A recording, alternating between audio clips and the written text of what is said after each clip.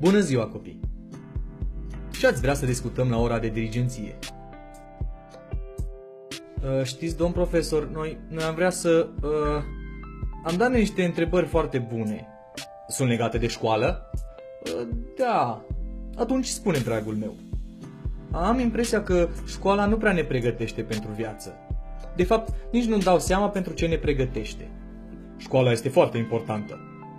Este, dar de ce, spre exemplu, învățăm cum să rezolvăm probleme matematice când am putea învăța cum să ne rezolvăm problemele din viața noastră? Păi sigur, dar... Da, sau cu ce mă ajută pe mine să știu câte tipuri de roci sunt? De ce nu învățăm cum să ne plătim taxele sau să ne gestionăm banii? Păi învățăm și asta. Da, de ce trebuie să știm ce a făcut Ion Anei, când am putea învăța ce să facem noi, familiei noastre, ca să fie fericită? Păi nu aveți o familie fericită? Nu, mama și tata se tot ceartă. Mi-este frică să nu ajung și eu așa. De ce disecăm broaște și nu învățăm cum să avem grijă de sănătatea noastră? De ce trebuie să știm cum și-a omorât Henric al VIII-lea soțiile, când am putea învăța cum să ne facem noi relațiile să funcționeze? Ei, copii, de ce învățăm de bătălia de la Waterloo și nu învățăm cum să ne acceptăm unii pe alții? Domnule profesor, de ce învățăm despre conducători morți de sute de ani, când am putea învăța cum să ne votăm acum conducătorii corecți? Da. Eu am smartphone. De ce trebuie să calculăm atâtea formule matematice când avem un calculator în buzunar în fiecare zi?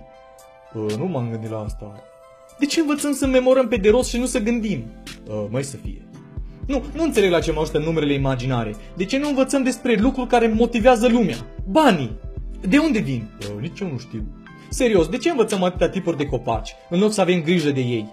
De ce punem mai presus să știm lungimile de undă ale luminii, în loc să știm cum să oferim primul ajutor? Aveți dreptate într-un fel. M-am tot întrebat și eu, de ce învățăm să scoatem rădăcina pătrată a unui număr, când am putea învăța cum să scoatem cei mai buni din noi?